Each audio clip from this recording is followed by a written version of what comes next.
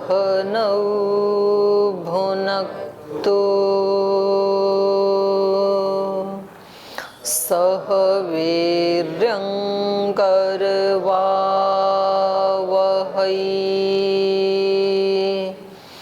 तेजस्विनावधीतमस्तु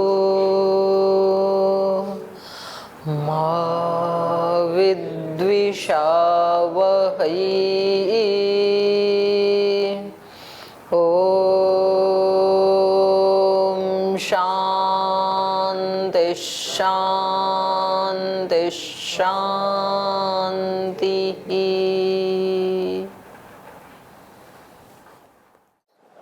वेदांत दर्शन का द्वितीय अध्याय पढ़ रहे हैं, द्वितीय अध्याय का तृतीय पाद। और इसमें पहले भूतों की उत्पत्ति और उनका लय ये क्रम बताया। सभी पांचों भूत जो हैं ये उत्पत्ति धर्म वाले हैं और नाश धर्म वाले हैं, लेकिन आत्मा की ना उत्पत्ति होती है ना नाश होता है। तो उत्पत्ति और नाश तो नहीं होता है, लेकिन यहाँ प्रसंग चल रहा है कि उसका परिमाण क्या है, क्योंकि तीन प्रकार के परिमाण होते हैं। एक अणु परिमाण होता है, एक विभू परिमाण होता है, एक मध्यम परिमाण होता है। तो आत्मा क्या है इन तीनों में से, ये प्रसंग चल रहा है। तो इन्होंने क्या बताया, आत्मा क्या है, अणु परिमाण वाला है। तो इसमें बहुत सारे इन्होंने हेतु दिए। तो 19 नंबर सूत्र में इन्होंने हेतु दिया कि देखो तीन धर्म आत्मा में दिखाई देते हैं, उत्क्रांति, गति, आगति। तो उत्क्रमण शरीर से होगा, तो अगर उसका विभू परिमाण हो तो उत्क्रमण होगा ही नहीं, क्योंकि वो पहले से ही सब जगह है, तो जाएगा कहाँ। यदि उसका मध्यम परिमाण हो तो दिखाई देगा जाते हुए। तो ये दोनों ही कार्य नहीं होते हैं, तो इसका मतलब वो सूक्ष्म परिमाण वाला है, अणु परिमाण वाला है। और गति भी तभी होती है, उसमें गति है, ये दिखाई दे रहा है, लेकिन गति करते हुए ऐसे दिखाई नहीं देता है जैसे हमारे शरीर गति करते हुए दिखाई देते हैं। और आगति भी दिखाई नहीं देती है। कैसे माँ के गर्भ के अंदर ही जीवात्मा कहाँ से आ जाता है, जाते हुए दिखता थोड़ी है कभी। तो अगर वो कोई स्थूल चीज होता, मतलब अगर वो मध्यम परिमाण वाला होता तो दिखना चाहिए था ना, दिखाई तो देता नहीं है, तो आता तो है फिर भी। तो इसलिए क्या पता लगा, इन तीनों ही धर्मों से आत्मा अणु परिमाण वाला है। और अणु का मतलब कोई आप ये ना समझ लें कि अणु मतलब जैसे एक डॉट जैसे परमाणु होता है ना, अणु कहते ही हमारे दिमाग में आता है कोई छोटा जैसे सुई से ऐसे निशान लगाएं, इतना परिमाण होगा आत्मा का। उसकी बात नहीं कर रहे हैं, परमाणु की बात नहीं कर रहे हैं। अणु परिमाण मतलब सूक्ष्म परिमाण, सूक्ष्म है वो, नहीं तो वो तो फिर एक माप ही हो गया यदि हम अणु कहेंगे तो परमाणु वाला अणु नहीं है यहाँ पे। और 20 नंबर सूत्र में कहा स्वात्मना च उत्तरयोः। स्वात्मना माने उसका जो अपना स्वरूप है उसके साथ संबंध होने से, उत्तरयो जो उत्तर वाली दो गति और आगति धर्म बताए थे वो आत्मा में घटित होते हैं। तो यहाँ एक उदाहरण दिया इन्होंने कि जैसे प्रतिदिन हम ये गति अपने शरीर के अंदर भी देखते हैं। जब सुषुप्ति अवस्था में या जब हम थक जाते हैं कार्य करते हुए स्वप्न अवस्था या सुषुप्ति अवस्था में, तो हम अपने अंदर चले जाते हैं। आत्मा जो है वो शरीर के स्थूल बाह्य अंगों से खिसक करके अंतर हृदय में चला जाता है रोज। और वहां से फिर शुक्रम आदाय पुनरेति स्थानम, वहां से शक्ति को, पराक्रम को लेकर के, बल को लेकर के फिर वापस उन स्थानों में आ जाता है। तो जो आंखें पढ़ते पढ़ते थक गई थी, जो मस्तिष्क पढ़ाई करते करते थक गया था, तो फिर आप सो जाते हैं, तो सुबह उठ के फिर लग जाते हैं, फिर वो शक्ति आ जाती है। तो कहाँ से आती है वो शक्ति? बाहर से तो कुछ खाया नहीं, बाहर से कुछ लगाया नहीं, बाहर कहीं गए भी नहीं, तो वो शक्ति कहाँ से आई? अंदर से ही लेकर के आई। जो सर्वशक्तिमान अंदर बैठा हुआ है उससे शक्ति लेकर के आई। तो अनजाने में हम रोज ही मिलते हैं उससे, कोई अपरिचित नहीं है। परमात्मा हमारे से, ब्रह्म हमारे से अपरिचित नहीं है। जागते हुए भी उसमें रह रहे हैं और सोते हुए भी उसके पास जाते हैं रोजाना। तो बस अब केवल समाधि अवस्था में ज्ञान पूर्वक उसकी अनुभूति करने की कसर बची है। तो ये कह रहे हैं कि ये दोबारा आ जाता है तो फिर से आंखें, मूर्धा, शरीर प्रदेश ये सब के सब शक्ति से युक्त हो जाते हैं। स एतास तेजो मात्रा सम अभ्याददान हृदयम एव अन्वक्रामति। यहाँ एक वकार ना ज्यादा है, एक उसको ठीक कर लेना। तो तेज की ये मात्राएं लेकर के सम अभ्याददान है, माने वो लेता हुआ वापस आ जाता है। हृदयम एव अन्वक्रामति, हृदय को प्राप्त हो जाता है। सूक्ष्म शरीर के जो तत्व हैं उन तत्वों को लेता हुआ, शुक्रम आदाय कहा ना, तो सूक्ष्म शरीर के मन, इंद्रिय आदि जो हैं इनके तत्वों को वहां से सम अभ्यददान लेता हुआ हृदयम एव अन्वक्रामति, हृदय को प्राप्त हो जाता है। इति शरीर अभ्यंतरे गति प्रतिपाद्यते, तो शरीर के अंदर की गति का यहाँ पर प्रतिपादन किया है। तदिदम सर्वम अणुत्वादेव संभवती, तो ये सब अंदर की गति, वहां से शक्ति लेना, ये सब अणु आत्मा के होने में ही संभव हो सकता है, स्थूल में नहीं हो सकता है ये। तो चलें आगे। आगे कह रहे हैं ना अणु तच्छ्रुते रीति चेत नेतराधिकारात। कह रहे हैं न अणु अतः अतच्छ्रुते इति, उसकी श्रुति तो मिलती नहीं है। बोले आपने ऊपर जो वर्णन किया है उससे ये तो सिद्ध हुआ कि वो स्थूल परिमाण वाला नहीं है, पर वो अणु परिमाण वाला है, ये तो सिद्ध नहीं हुआ इससे। ठीक है, ऊपर वाले में तो क्या बताया कि ये जो कह रहे हैं, ये जो प्रमाण इन्होंने दिए हैं, इनमें कहीं भी ये तो नहीं कहा ना कि वो सूक्ष्म परिमाण वाला है। इस वर्णन से ये तो निकल के आया कि वो विभू परिमाण वाला नहीं है, आकाश की तरह या परमात्मा की तरह विभू परिमाण वाला नहीं। बात दो पे ही चल रही थी कि वो अणु परिमाण वाला है या विभू परिमाण वाला है। तो इससे ये तो निकल करके आ गया कि वो ब्रह्म की तरह से, आकाश की तरह से विभू परिमाण वाला तो नहीं है, लेकिन अणु परिमाण वाला है। ये अर्थापत्ति से तो निकल रहा है पर शब्द प्रमाण से तो नहीं निकल रहा है। तो ये कह रहे हैं कि हम कैसे माने वो अणु परिमाण वाला ही है, मध्यम परिमाण वाला भी हो सकता है। तो कह रहे हैं न अणु वो अणु परिमाण वाला नहीं है। अतत श्रुते है, ऐसी श्रुति न होने से, ऐसा यदि कहे पूर्व पक्षी, चेत न, तो ऐसा उसका कहना उचित नहीं है, क्योंकि इतराधिकारात, इसमें यदि वो दूसरे प्रमाण दे रहा है आगे भाष्य में आत्मा के लिए, तो उसके बारे में कह रहे हैं कि नहीं, ये जो आप उदाहरण दे रहे हैं ये तो इतराधिकारात, इतर माने दूसरा, दूसरा मतलब परमात्मा, परमात्मा का वहां पर अधिकार है। जो आप प्रमाण दे रहे हैं वहां तो परमात्मा का अधिकार होने से। आत्मा न ही अणु अस्ति, आत्मा अणु परिमाण वाला नहीं है। कुतः अतत श्रुते है, उसकी श्रुति न होने से।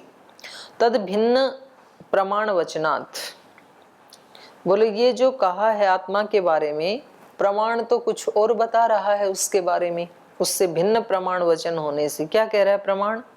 सेवा एष महान अजय आत्मा यो अयम विज्ञानमय प्राणेषु। तो ये बृहदारण्यक का प्रमाण कह रहा है, सेवा एष महान, वो आत्मा क्या है? महान है, और अजय, और आत्मा आत्मा है ही। यो अयम आत्मा, ये जो आत्मा है वो महान और अज है। विज्ञानमय, विज्ञान वाला है। प्राणेषु, प्राणों में रहता हुआ, जो इन इंद्रियों में हमें दिखाई दे रहा है, प्राणों में दिखाई दे रहा है, वह यह आत्मा महान है और अज है। तो यहाँ तो सूक्ष्म परिमाण कहा ही नहीं। देखो ये जो गुण है ना, जैसे महान, अजय, ये आत्मा में भी घटित होते हैं और परमात्मा में भी घटित होते हैं। तो ये प्रसंग से पता लगेगा कि कहाँ इस प्रसंग में आत्मा का वर्णन चल रहा है या परमात्मा का वर्णन चल रहा है। तो ये जो इन्होंने प्रमाण दिया 4 4 22 है, वैसे ये 12 नहीं है, इसको ठीक कर लीजिए। बृहदारण्यक का ये जो 4 4 22 वाला जो प्रमाण है, ये वहां पर परमात्मा परक वर्णन चल रहा है। तो यहाँ इन्होंने उसको उठा करके आत्मा के बारे में कह दिया, एक आत्मा शब्द को देख करके। तो केवल एक आत्मा शब्द से सब जगह आत्मा का ग्रहण नहीं होता है, कहीं कहीं प्रसंग के अनुसार परमात्मा का ग्रहण भी होता है। फिर दूसरा प्रमाण दे रहे हैं मुंडक उपनिषद का, तथा नित्यम सर्वगतम सुसूक्ष्मम तदव्ययम भूतयोनिम परिपश्यन्ति धीराः। कैसा है वो? नित्यम, नित्य है, सर्वगतम, सर्वगत है, माने विभू परिमाण सर्वगत का मतलब है। सुसूक्ष्मम, सुसूक्ष्म माने सूक्ष्म से भी ज्यादा सूक्ष्म। तो एक सूक्ष्म तो आत्मा है और परमात्मा उससे भी ज्यादा सूक्ष्म है। तो ये परमात्मा परक है। पर यहाँ ये आत्मा के लिए कह रहे हैं कि देखो आत्मा को क्या कहा है? नित्य कहा है, सर्वगत कहा है, सुसूक्ष्म कहा है, तद अव्ययम, और वो अविनाशी है। भूत योनिम परिपश्यन्ति धीरा, सब ये जो भूत प्राणी जन हैं इन सब का वो कारण है, क्योंकि उसी से तो ये भूत दिखाई दे रहे हैं, जिंदा हैं सब, तो उन सब का ये कारण है। ऐसे उसको धीराः परिपश्यन्ति, धीर लोग उसको देख लेते हैं। तो इन दोनों ही प्रमाणों में आत्मा का परिमाण क्या बताया है? विभू परिमाण बताया ना। ऊपर वाले में तो महान शब्द कहा और नीचे वाले में क्या कहा? सर्वगतम। तो सर्वगत तो अपने आप में क्या हो गया? विभू ही हो गया। तो बोले ये तो विभू बताया, आप सूक्ष्म कैसे कह रहे हैं? क्योंकि शब्द प्रमाण तो उससे उल्टा बता रहा है, विभू परिमाण बता रहा है आत्मा का। इति चेत, ये प्रमाण दे करके यदि पूर्व पक्षी आत्मा को विभू परिमाण वाला कहने लगे तो न, ये कहना उचित नहीं है। क्योंकि इतरस्य, इतरस्य माने परमात्मनो अधिकारो वर्तते न जीवात्मने। जहाँ का ये प्रसंग इन्होंने उदाहरण के रूप में दिया है, प्रमाण के रूप में दिया है, वो तो वहाँ तो परमात्मा का अधिकार है, परमात्मा परक वहाँ पर वर्णन है, न कि आत्मा परक। आगे कह रहे हैं स्व शब्दोन्मानाभ्याम च, और कह रहे हैं कि ये स्व शब्द से, स्व शब्द माने जो स्वयं अणु शब्द है, इस अणु शब्द से भी, और उन्मानाभ्याम च, और अन्य जो उन्मान है, अन्य प्रमाण हैं, उनसे भी आत्मा का अणु परिमाणत्व ही सिद्ध होता है। अन्य परिमाणों से भी स्वयं अणु, इस शब्द से भी। स्व शब्देन उन्मानाभ्याम च, स्व शब्देन उन्मानाभ्याम च, स्व शब्देन माने साक्षात अणु शब्देन, अथ उन्मानेन च, साक्षात अणु शब्द से भी, और अन्य जो प्रमाण आदि हैं, उन्मान माने प्रमाण आदि हैं, उससे भी जीवात्मनः, जीवात्मा के, उद्धृत मानेन, जो अन्य प्रमाण उद्धृत किए हैं उनसे, उद्धृत मानेन तुलया, माने दूसरे से तुलना करते हुए, प्रदर्शितम, प्रदर्शित मानेन, जिसका प्रदर्शन किया है, उद्धृत मानेन, प्रदर्शित मानेन तुलया, दूसरे की तुलना करते हुए, सो अणु परिमाणो गम्यते, माने जिसके आपने परिमाण दिए हैं, जैसे इन्होंने कहा ना सर्वगतम, तो ये आत्मा तो सर्वगत है नहीं, उस तरह से ब्रह्म की तरह से सर्वगत थोड़ी है। अब हमें तो सर्वगत क्या, हमें गुरुकुल का भी नहीं पता है, जिस गुरुकुल में हम बैठे हैं, हम जहाँ बैठे हैं उस कक्ष का तो पता है कि हमारे चारों तरफ क्या हो रहा है, लेकिन दूसरे कक्ष में क्या हो रहा है उसका भी नहीं पता है हमें तो क्योंकि ये सर्वगत नहीं है। जो सर्वगत है वो विभू परिमाण वाला है, और आत्मा क्योंकि सर्वगत नहीं है, क्योंकि जीवात्मा तो हम खुद ही है ना, तो हमारा प्रमाण तो हम ही हैं, तो हमें तो दूसरे कमरे का भी नहीं पता है, तो हम कैसे सर्वगत हो सकते हैं। तो कहीं कहीं आत्मा को जैसे न्याय दर्शन आदि में सर्वगत कहा है, तो उसका क्या अर्थ होगा फिर? वहां उसका अर्थ सर्वगत माने इस शरीर में वो सर्वगत है, सूक्ष्म होते हुए भी। जैसे दीपक एक ही जगह रखा होता है लेकिन प्रकाश तो पूरे कमरे में होता है ना, तो ऐसे शरीर में आत्मा एक जगह, यद्यपि हृदय में रहता है, हृदय स्थान बताया उसका, लेकिन तो भी उसकी चेतना शरीर के अंतिम भाग तक व्याप्त है। न्याय दर्शन में आएगा, भी आपने नहीं पढ़ा है, वो आगे वर्णन आएगा कि चेतना कहाँ तक व्याप्त है शरीर में। और खास करके वहां पर नाखून और केश को लेकर के बात चलाई है कि केश को हम चेतन माने कि अचेतन माने, क्योंकि बढ़ते भी हैं और कोई उनको खींचे तो दर्द भी होता है, तो वहां चेतना है कि नहीं है? है। चेतना नहीं होगी तो क्यों दर्द होगा? तो फिर बोले कि यदि उसमें चेतना है तो जब नाखून काटते हैं या बाल को काट देते हैं तब तो दर्द नहीं होता है और कोई हानि भी नहीं होती है। तो फिर वहां पर समाधान दिया है कि चेतना कहाँ तक है? त्वक पर्यंत है, जहां तक त्वचा है। माने त्वचा के इधर वाले नाखून को काटेंगे तो दर्द होगा, त्वचा से आगे जो बढ़ गए उनको बेशक काट दो। तो त्वचा के यहाँ से यदि बाल को खींचेंगे तो दर्द होगा, और बीच में से पकड़ के आगे वाले को खींचे तो दर्द नहीं होगा। तो चेतना को वहां पर त्वक पर्यंत बताया है।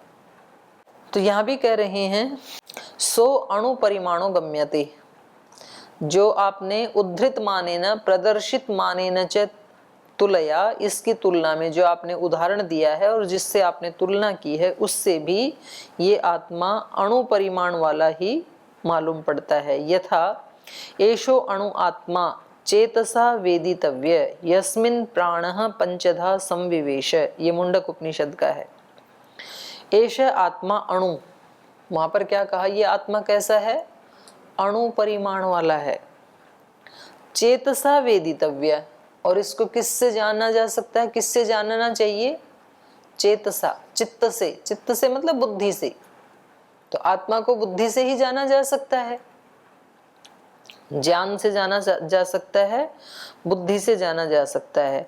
यस्मिन् प्राणः पंचधा संविवेश, जिसमें पांच, ये प्राण जो है वो 5 प्रकार के रूप में विभक्त होकर के संविवेश विद्यमान है, प्रवेश किए हुए हैं। ऐसे उस आत्मा को चित्त के द्वारा ही जाना जा सकता है। साधन आत्मा को जानने का प्रज्ञा ही बताया ना योग दर्शन में भी, रितम भरा प्रज्ञा से ही तो जाना जा सकता है उसको। अत्र स्व शब्दो अणु शब्द, सूत्र में जो स्व शब्द कहा है उसका मतलब क्या है? अणु शब्द। और कितना अणु है वो, उसका परिमाण श्वेताश्वतर में बता रहे हैं। बालाग्र शतभागस्य शतधा कल्पितस्य च भागो जीव स विज्ञेयः। बाल माने बाल, सिर का बाल, और उसका जो अग्रभाग, बालाग्र, और उस अग्रभाग के 100 भाग कर दें।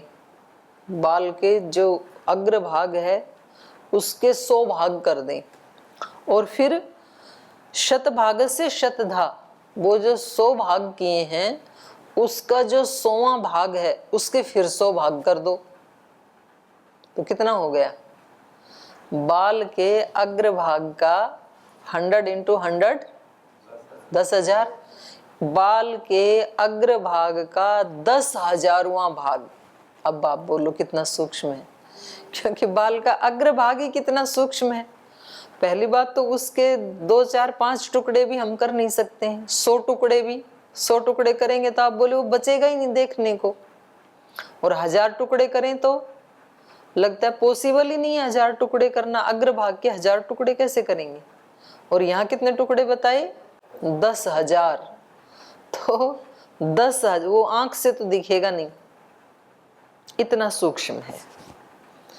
तो ये भी बताने के लिए है कि उसको समझाएं कैसे। तो बोलिए इतना सूक्ष्म है कि एक बाल के अग्रभाग के 10,000 टुकड़े किए जाएं तो उतना जीव विज्ञेय, उतना इस जीव को जान लेना चाहिए। आराग्र मात्रो ही अवरोपि दृष्टः, ये दूसरा अनुमान दिया इन्होंने। आराग्र, आरा मतलब सुई, सुई के अग्रभाग के समान। तो सुई का मतलब, यहाँ सुई भी कई प्रकार की होती है, छोटी, बड़ी, मोटी, पतली। तो सूक्ष्मता को बताने के लिए ही ये है, तो बिल्कुल ठीक उतना ही होता है ऐसा नहीं है। आराग्र मात्रो ही अवरो अपि दृष्ट, जो दूसरा है वो भी कितना देखा जाता है, सुई की नोक के बराबर, अर्थात बहुत सूक्ष्म है, बस इतना ही कहना चाह रहे हैं। क्योंकि ये सारी उपमाएं जो हैं ये फिर उस दृष्टि से हीन उपमा ही मानी जाएंगी। इति अनुमानम, तो ये अनुमान है। तो ये कह रहे हैं कि यदि वो इतना सूक्ष्म है तब तो फिर वो सारे शरीर में व्याप्त नहीं हो सकता है, सारे शरीर को कैसे चलाएगा? क्योंकि इतना जो सूक्ष्म है वो तो हृदय के भी किसी उससे झिल्ली से चिपक के रहता होगा, फिर बहुत सूक्ष्म है ना। तो हमें शरीर के, जैसे पैर का जो अंगूठा है, उंगली है, वहां पर कुछ चोट लग जाए तो वहां कैसे पता लगेगा? चेतना पूरे शरीर में व्याप्त कैसे होगी? इतना सूक्ष्म है तो कहीं एक ही जगह रहेगा, कहीं भी मान लो उसको। ऐसा यदि मन में आए तो उसके लिए अगला सूत्र बता रहे हैं, अविरोधश्चंदनवत। कह रहे नहीं, इसमें कोई विरोध नहीं आएगा, चंदन के समान।